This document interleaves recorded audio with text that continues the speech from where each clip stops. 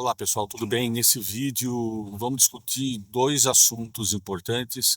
Um é as consequências da explosão dos walkie-talkies e dos pagers do Hezbollah no Líbano, né, que ao que parece foi uma operação da inteligência israelense. E o segundo, a questão dos Estados Unidos e da Arábia Saudita estarem experimentando, ou melhor, vamos dizer, de estar acontecendo uma fissura, né? Um pouco um estremecimento na relação entre os dois países que leva, inclusive, à questão do dólar, né? Tem um fator importante que é a questão do dólar enquanto moeda internacional, porque tem gente dizendo que a partir do momento que a Arábia Saudita deixa de dar exclusividade ao dólar para o comércio do petróleo, isso pode fazer com que o dólar perca o seu papel de moeda internacional. E isso seria mais um dos indicadores que tanto o Ocidente, e sobretudo os Estados Unidos, como o dólar, estão em plena decadência, mas não é tão simples assim. Bem, sobre os pagers e os walkie-talkies, é sem sentido discutir quem foi que fez. Tanto faz se foi o Mossad, tanto faz se foi a Jordânia, tanto faz se foi a China, não interessa quem fez.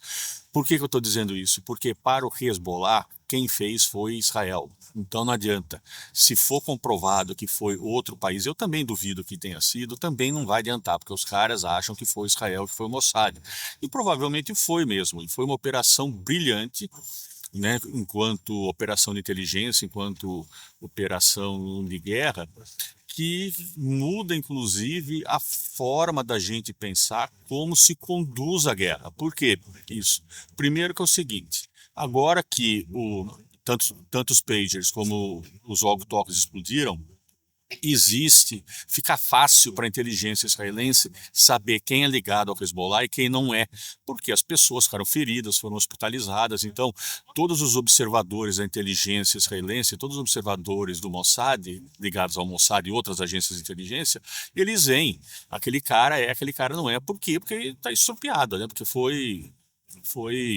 explodiu o negócio e foi machucado e tal, né? Morreram alguns. São pelo que eu vi, são mais de 2.000 feridos, né? Eu vi até quase 3.000 feridos, né? E, consequentemente, isso dá uma vantagem estratégica em identificar quem é do Hezbollah e quem não é, e quem está carregando o pager, então, consequentemente, pode se considerar como agente ativo, né? Não é um simpatizante. Se tem pager, se tem walkie-talkie, significa que faz parte das operações do grupo. Então, isso é uma maneira não de identificar por um lado, mas também é uma maneira também de interromper, porque são milhares de operativos do Hezbollah que foram machucados e que não conseguem mais, durante um tempo pelo menos, não vão conseguir mais exercer suas funções plenamente. Isso também muda o caráter da guerra, se a gente fala em guerra assimétrica, ou os que gostam de falar sobre guerra híbrida, isso muda também o caráter da guerra, porque eu venho dizendo que a sociedade cada vez mais faz parte da guerra, né? Não é simplesmente mais Forças Armadas contra Forças Armadas, serviço de inteligência contra serviço de inteligência. Não. A sociedade virou alvo legítimo dentro das operações militares. E esse é um exemplo. Claro que para o Mossad, o Hezbollah é uma força terrorista e tal, e quem está com o Hezbollah é terrorista. Só que não é tão simples assim, né? Porque esses ataques, teve vídeo mostrando, inclusive um que aconteceu dentro do supermercado, poderia ter, inclusive, ferido crianças, né? Então, realmente, isso acaba sendo bem problemático, inclusive foi ao arrepio das leis de guerra internacionais, né? Em tese, pelas leis internacionais, quem fez isso não poderia ter feito, justamente por conta de casualidades civis e, sobretudo, por conta de crianças, né? A outra questão que diz respeito a isso tem a ver com a reação do Irã, porque eu fiz um vídeo anterior, acho que foi até o vídeo passado, uma discussão sobre o Irã não querendo escalar o conflito diretamente com Israel para evitar que a guerra regional ali, que está meio contida mais ou menos nas fronteiras, né, perto das fronteiras de Israel, se transforme em uma guerra ampla, se transforme em uma guerra regional, e daí eu discuti inclusive a questão do petróleo, né, dos preços do petróleo e tal. Acontece que Israel não para de avançar, Israel bombardeou o Líbano, está bombardeando o Líbano, Israel está em uma postura de afronta, né? Está em uma postura de avançar. E a gente está vendo nesse sentido que o Irã realmente ele está se contendo. Os Estados Unidos está tentando convencer Israel para não e mais ainda para não transformar isso numa guerra regional mais ampla, né? Mas Israel está fazendo de tudo para acontecer. Vamos ver quanto tempo o Irã vai segurar o negócio, quanto tempo o Irã não vai querer que a coisa escala, sobretudo por conta das questões internas que eu discuti no vídeo anterior, que tem a ver com a própria fragilidade do regime, inclusive na questão das gerações. As gerações mais novas não querem lá viver, né, numa ditadura religiosa, né, que mata a pessoa. Teve o caso lá da menina lá que foi morta porque não estava usando o véu, né? Isso é complicado. E isso gera uma instabilidade para o regime, como eu já discuti. Bem, então essa questão dos pagers e do walkie-talkie do Hezbollah realmente é uma inovação de guerra muito importante. E, como eu disse, dá uma vantagem estratégica para Israel nesse momento, e eu não acredito que vai ter um processo de escalada que acabe resultando em uma guerra regional mais séria. Bom, agora, sobre a questão da Arábia Saudita e do dólar e dos Estados Unidos, o que acontece é o seguinte: a Arábia Saudita negociava basicamente o petróleo em dólar porque o maior cliente dela era os Estados Unidos. Acontece que, por conta da revolução do shale oil e do gás também, os Estados Unidos está basicamente independente de petróleo e de gás. Os Estados Unidos consegue, através das suas próprias reservas, suprir suas necessidades, por um lado.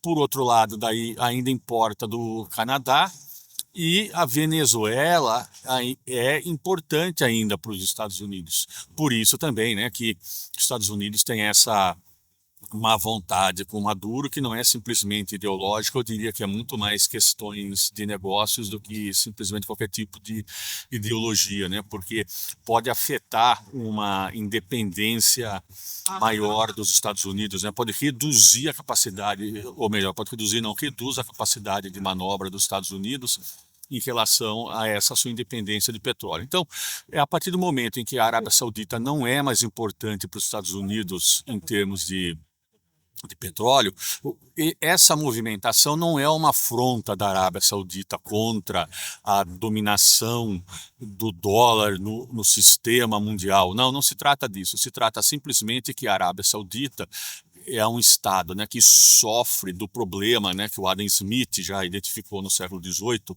dos países exportadores de commodities, basicamente, né, que se perde, se as reservas acabam ou se perde o principal cliente, o país não tem outros setores para sustentar a sua economia. Consequentemente, por conta disso, o caso da Arábia Saudita é que simplesmente ela está procurando outros clientes, né? Então, por exemplo, a China, a Índia, né?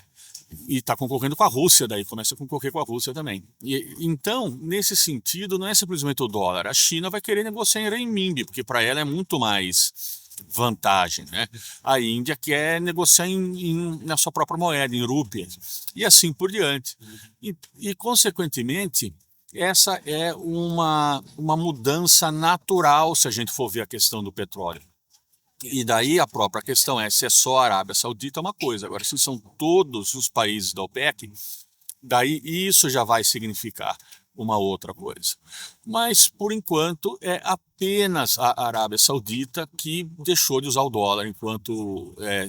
não é que deixou de usar o dólar, deixou de usar somente o dólar. Bom, E para os Estados Unidos, o que acontece a questão da Arábia Saudita? A Arábia Saudita perde cada vez mais a sua importância dentro do conceito do meio, dentro das ambições, ou dentro da questão, melhor dizendo, geoestratégica dos Estados Unidos. A Arábia Saudita passa a ser apenas um país desértico no meio do Oriente Médio, com uma monarquia radical religiosa. E então a Arábia Saudita perde completamente, não completamente, mas perde muito da sua importância tática para os Estados Unidos. Quem está de olho na Arábia Saudita é a Turquia, só que ela simplesmente tem seus próprios interesses e a Turquia quer se transformar no grande país hegemônico islâmico, e isso vai de encontro às próprias ambições da Arábia Saudita, né? Então, essa também é uma questão que a gente tem que acompanhar, mas de maneira geral, isso não significa uma perda do dólar enquanto moeda internacional. A gente pode começar a falar de perda do dólar enquanto moeda internacional a partir quando o dólar passar a deixar de ser usado no sistema financeiro. Enquanto isso não acontecer, o dólar não vai perder o seu papel da moeda internacional por excelência. Então, por hoje é isso. Um abraço.